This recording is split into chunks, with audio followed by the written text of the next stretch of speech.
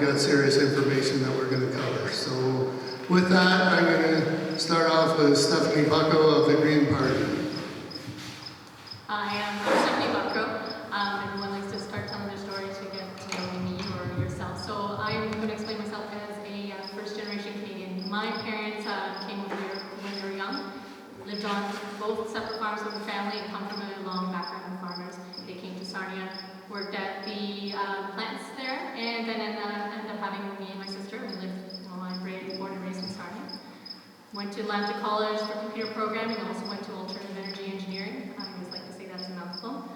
And I still stay here to this day with my two boys. I'm very active in not only, say, renewables, I'm also working currently in the oil and gas industry myself, but I'm also very passionate to local food and agriculture, to be quite honest.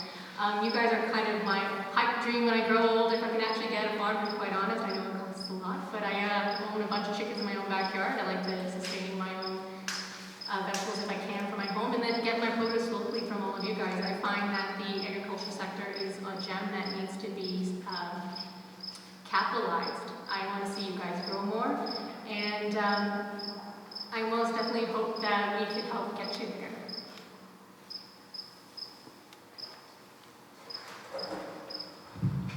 Okay, thank you, Stephanie. One thing I neglected to mention before I started, if you have a question, the questions will have to be written on paper. So if you hold your hand up, we have a couple of Joanne has a paper there, and Brian, he's offered to go around, bring you a paper and a pen, and you can write your question out.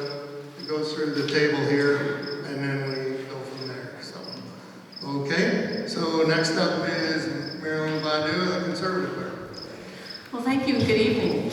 As your MP for the last 6 years, I've been very pleased to bring over $300 million of funding to Sarnia-Lambton for issues that are important to our community.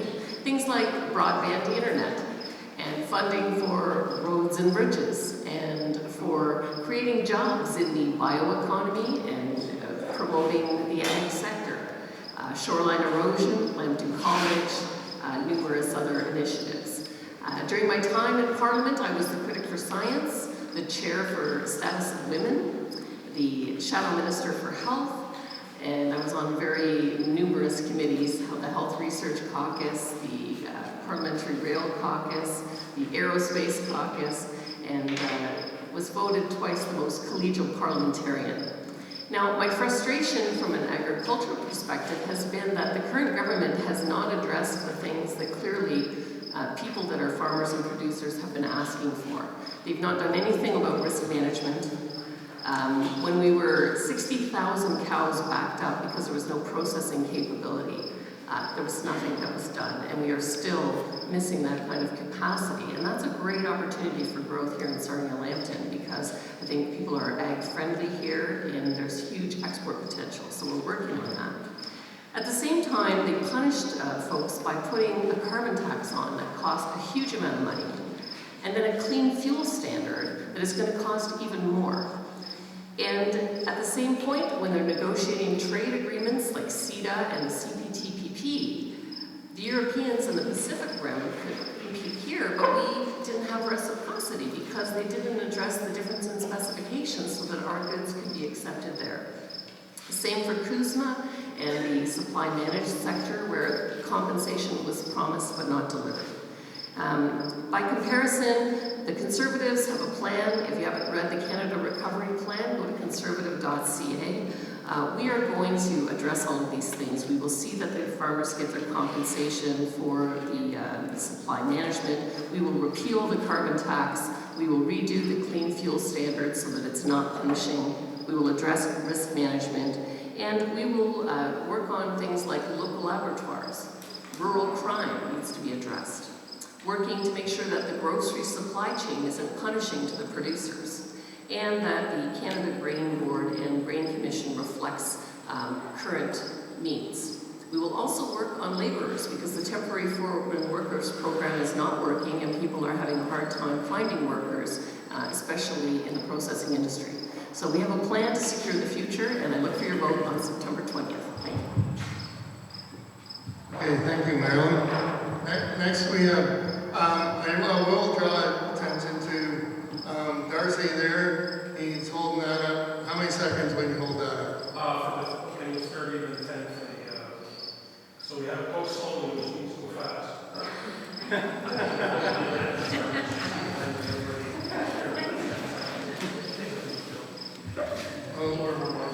Okay, so our next candidate is Brian Everett of the People's Party of Canada. Hi, good evening. Thanks for having me tonight. I live out just north of Oaksport. I've got a 25-acre coffee farm. I'm not a big farmer, but I've got 14 acres of soybeans in right now at White Highlands. But one thing that I want to address tonight is honesty. We don't have it in Ottawa right now. It seems like everybody wants to flip. They'll tell you a whole bunch of nice stuff. Everything sounds great. Like we just heard from beside me about the carbon tax. Aaron O'Toole's pro-carbon tax. I've been going to the doors, knocking on the doors, and what I've been getting is this, Brian, we can't split the vote. We can't split the vote. We've got to get Trudeau out of there. Well, what has the opposition done? Nothing in the last 2 years. They've been run over. And all that's going to happen with O'Toole sitting as Prime Minister is him and Trudeau switch spots. And Jagmeet Singh in the block and Trudeau run him like a puppet on a string. Don't believe him, folks. He just came out and said he promised he wouldn't put a carbon tax in. He's doing it. He won't get rid of the Paris Accord. And he just flipped on the assault weapons ban. And he did it last night or 2 nights ago. I think it was 2 nights ago. He's a liar. Flat out. Now, he just said he's going to put a vaccine passport in place in a registry in this country. It's insanity. I was talking in Sarnia. Nurses of 20 years are going to lose their jobs because of this, because of the government we have. Flip-flopping from red to blue needs to stop. They'll make a whole bunch of excuses. And they lie. They lie to us all. We need to fix this. We need to work together, and we need to clean it up. The split vote gives permission. That excuse doesn't hold water. We have to send a message to get our country back. We have people that went out the front end of boats a long time ago to make sure that this country was free. And now we're bringing in medical tyranny. And if you don't think it's true, think again. We're supposed to be 2 weeks. We're almost 2 years and we're 1 booster shot in. We need to stop them. We need to stop them now. I don't know if we're going to get a shot at another election the way we're going. We'll have some say, oh, there's the fearmonger. There he is. Not fearmonger. Maxime Bernier and I have been hanging around quite a bit lately. And I got to tell you, he's the best leader out there. Foreign affairs experience, he knows what he's doing. They arrested him for standing up for freedom. If that's not enough of a sign, folks, that we need a change, then we better do something about it. And I'm asking for your vote. And I'm asking you to support the People's Party of Canada. I'll go out and I'll go to work for you. Okay, Darcy held up with his thing, so. Thanks. Okay, so next we have Lois Nandis of the Liberal Party. Hello, everybody. I'm the new kid on the block, as a matter of fact. It was July 26th that I won the nomination for the Liberal Party locally. And I am a professor at Lambton College in my day, and so I think it's probably my obligation to introduce myself a little bit to you because the Liberal Party is the governing body currently, and you will hear a lot of criticism about that party. What I want to do is bring it to the local level and to get you to understand that I am an individual who will stand up for agriculture, and I'm very comfortable doing so. I am a farm girl. I was born and raised on the farm. My brother had sheep, my father had beef cattle, and then we switched over to pork. I know what it's like to understand the balances of budgetary constraints. My way of life, the childhood that I knew is dying. And for me, that's a sad thing. If my father wasn't on the land, we had supper every night at 6 o'clock. And there was a continuity there. The very first interview that I had was with First Monday. And the interviewer said, I'm an anomaly. The reason that he said that is because I'm a liberal in the context of a conservative family. And let me tell you how that works. I had a multi-generational upbringing. And so we sat around the table and we talked about what the problems were and what we felt the priorities were. I'm used to conflict. I'm used to negotiating for the principles that I believe in. I believe that agriculture is really an important thing that's been dramatically underestimated. I have spent 30 years, 15 minutes from here. I and my husband have 50 acres. And we cash cropped until I got too busy, and then we've rented it out to a local farmer.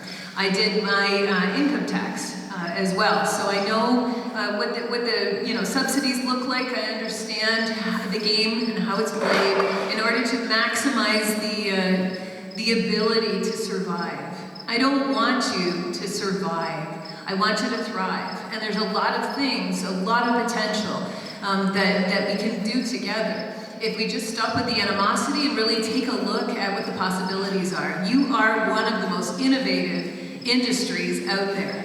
And I have no doubt in you in advancing beyond where you're at now.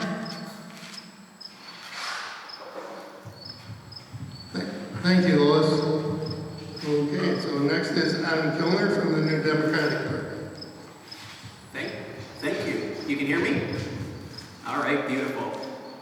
Thanks, everybody. My name is Adam Kilner. I'm really glad to see the incredible turnout that we have. This is my second go-around. I represent the New Democrats, and I serve as the United Church of Canada minister. I was raised a city boy, so I grew up in Sarnia, left Sarnia to go off to university, and then served my first local church out in rural central Alberta, and then have come back. In fact,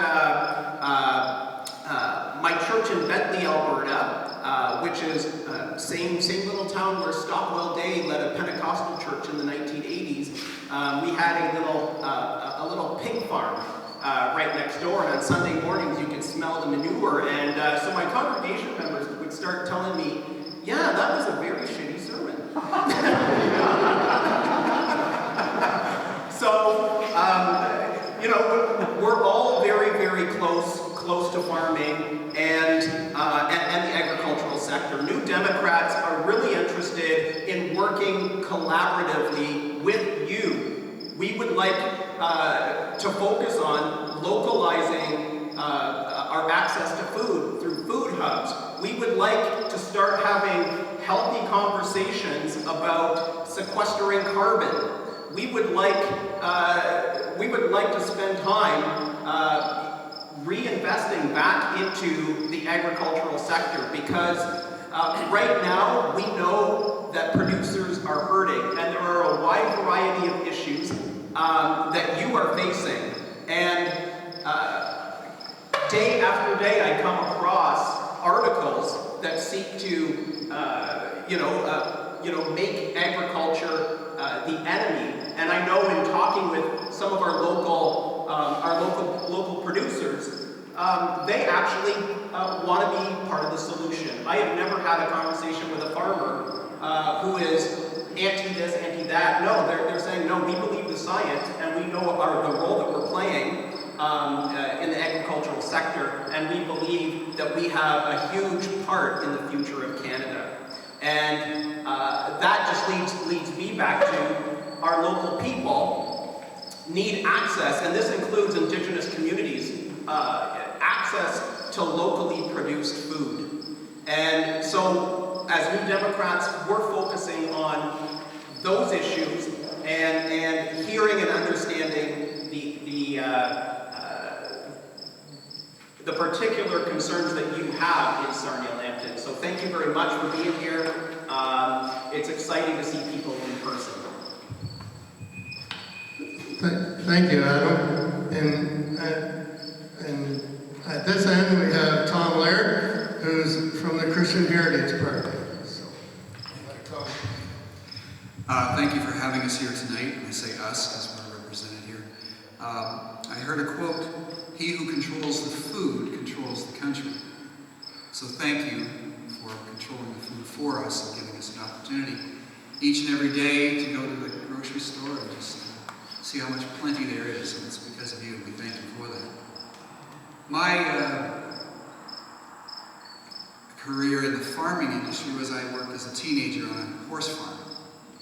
And some of that was pretty scary. My brother, we used to have to get everybody, the horses ready for people to ride. And then one time the farmer told us, it's your turn to ride. And my brother got on the horse, bucked off, and broke his wrist in 3 places. So I said, no, thank you. So my name is Tom Laird.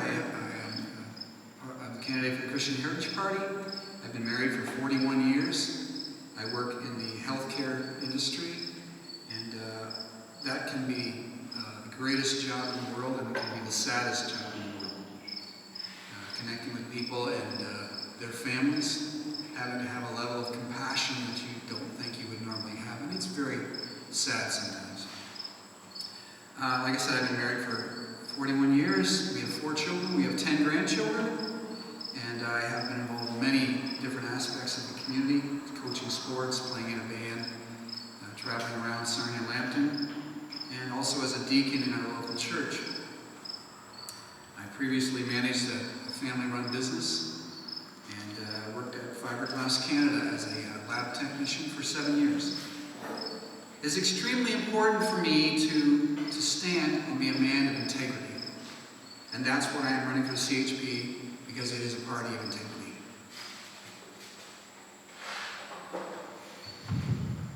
Thank you, Tom. Okay, thanks to everybody. So now we're going to start with the question portion of it.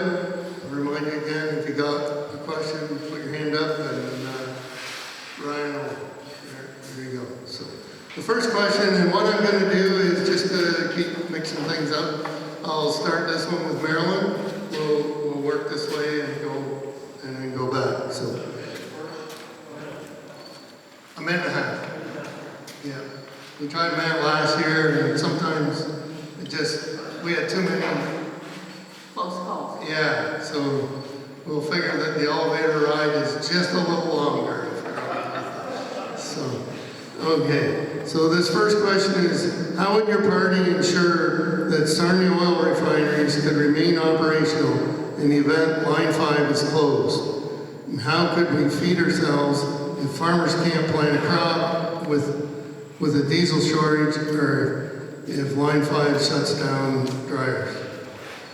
Well, that's a great question, George. As you know, I've been a strong advocate for Line 5 with an email writing campaign to Gretchen Whitmer, as well as rallying a petition, thousands of signatures, bringing it to the House of Commons, and calling on the Prime Minister to intervene with Joe Biden to get him to keep that line open. So far, we're waiting for the decision on whether it will be heard federally or not. Now, in the meantime, the petrochemical industries have looked at what the alternatives are in terms of trucks, rail cars, barges, and possibly reversing Line 9 that goes to Montreal and bringing oil and gas in that way. It's less favorable, but the reality is with the current laws that were brought in under the Liberals, will likely not be able to build a pipeline in Canada, which is the ultimate answer in terms of us having control over our destiny and staying on environmentally friendly oil. But the contingency plans have been made by the industry here, including plans for propane, which is another key factor. Set the timer at an hour and 30. An hour and 30, I can go on.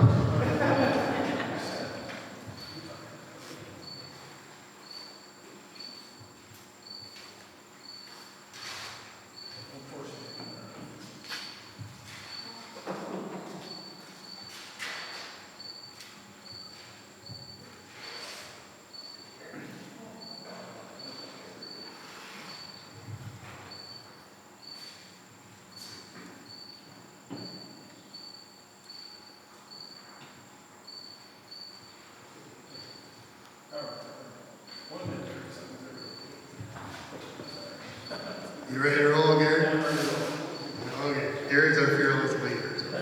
Okay, Brian. So as I think most of you would know, the PPC is very pro-pipeline. We want to use 9210 of the Constitution to allow pipelines to be built across the country through Quebec. What that does, for the feds step in, they step in front of the provinces, we use it, they have nothing to say. Maxime Bernier is 100% behind that to move oil from the west to the east. We're going to build pipelines. On Line 5, it's a shame. It's a shame that we had to go through that during COVID. Who was that asleep at the wheel? Why were we not ahead of it? Why did that even get public? It shouldn't even have been out to the public. It should have been dealt with. It's the heart and soul of our riding. That stock feeds for Pearson Airport, airplane fuel, diesel, you name it. That is our lifeblood. And no one should have been asleep at the wheel. And they were asleep at the wheel. Now we're facing the tunnel under an environmental study. And in the last election, every candidate up here, besides Tom, said they were for a green transition. Well, when you give these people permission to go after gas and oil in our community, they'll take advantage. This wink, wink, nod, nod stuff that's been going on, oh, they won't do it, so we'll try to get political points by saying we're green. That's got to stop. We're going to stop that. We want gas and oil at Sarnia Lambton, and we will defend it at every chance we get. Okay, thank you, Brian. Lois, your turn. Well, there's a lot of things said about Line 5, and like everyone else, when I first heard about it, it struck fear into my heart. The idea of losing that to this area is a lifeblood artery. Asleep at the wheel, this is a community-based problem. This starts in Wisconsin, and it carries on. One thing that I can say that I know very well is that the OFA has already been advocating for you. Instead of looking at it from a fear-based perspective, they wrote the letters, they connected with the federal government, the Minister of Natural Resources, and demanded to know what was happening. And in the answer to that, there is calm. There is an understanding that no one is in fact asleep at the wheel, that people are committed to this. Just because there is green energy coming down the road for us doesn't mean that we will give up on the things that make us thrive and live in this community. It would be suicide to conceive of it this way. So when you have individuals who politicize the issue and want to take credit for it, recognize that you still have advocates in the agricultural community that are working for you. And I'm very familiar with that, and I have a lot of hope that we don't have to worry quite as much as the rhetoric indicates.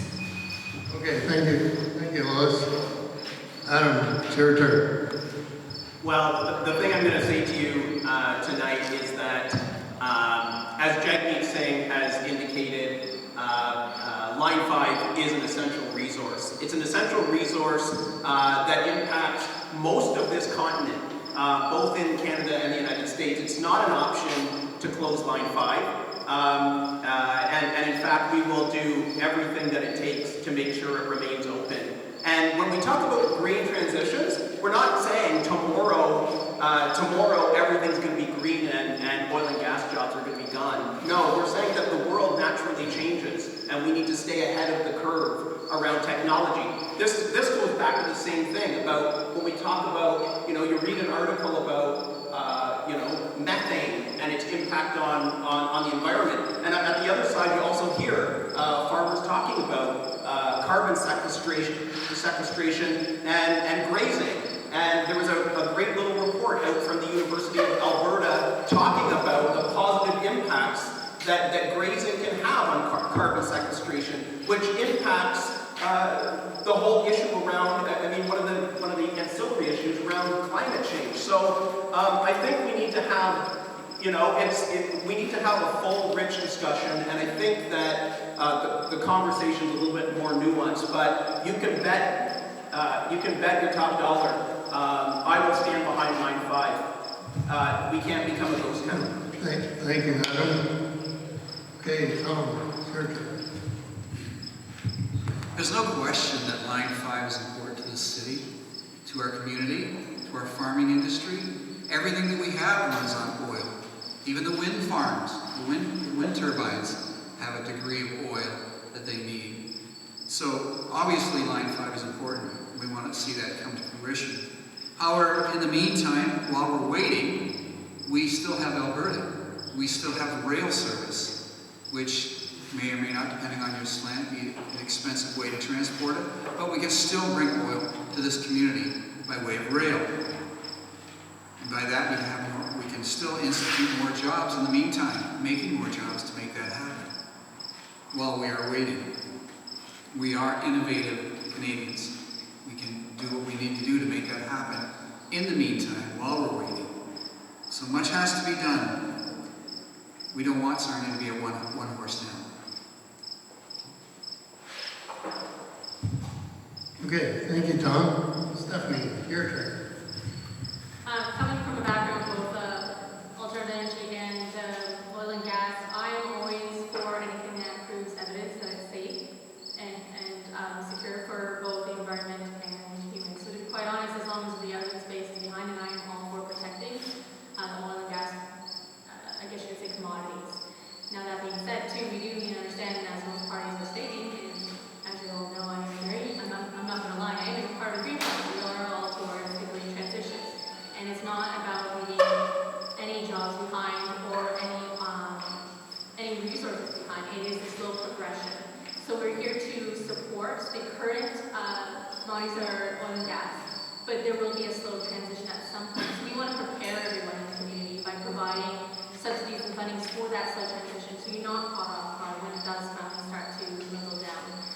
The best I can say is that I am supportive of it being up for the current meetings, but we do all need to understand there is going to be, whether it's now, 5 years, 10 years, and so Green Party is preparing to ensure you guys are, you got all the means to have what you need before the transition is complete. Thank you, Stephanie. Okay, so now we're stepping up to the next question, and we're going to start this one with Brian. So, every business in Ontario is struggling finding employees to fill empty vacancy positions in their businesses. Part of this is due to the CRB payment to people to stay at home. What is each candidate's and their party stand on helping businesses get people back to work? Well, the PPC wants to end the CERB because all it does is it keeps people out of the workforce. It's like the guaranteed basic income situation that there's some of the parties want to support. It's like rewarding people for doing no work. You're not sustainable that way. The way to earn a living is part of being Canadian. We're not looking for handouts. We don't need free money. We have to earn that money. And there's a lot of parties, and I think it was put in with a little smile on Mr. Trudeau's face to serve. Yeah, it was put there to help out, but they let it go a little bit excessive. And now our small business owners are put under fire because they don't have anybody, because they're making as much money or more sitting on the couch than they are going to work. Well, that's bad. That's bad for the country. It's bad for the economy. And on top of that, now they're going to throw them out for not being fully vaxxed. Where are we going to be when that happens? You talk about not having workers now. They're going to do that too. So we want to stop the CERB payments, get people back to work. We want to get the economy back rolling, stop the lockdowns, and get it moving. What's happening right now is a slow death to Canada. We need to get out and get the people going and get back to work and get our economy going. We need to open things up, folks, and get the country back on track. Okay, thanks, Brian. Okay, Lois, now your turn. Well, my dad is over 80 years old and he owns a custom combine business, and he was struggling to get hired help before COVID, and it has to do with the great migration to regular paying jobs in the city, and honestly, it's a lot of work to be on the farm, and it needs specialized training. It needs to, the person needs to understand a degree of technology that's unprecedented. So for me, the solution involves supporting the farmer to do the hiring, supporting the farmer to be able to train and that supplement, those supplements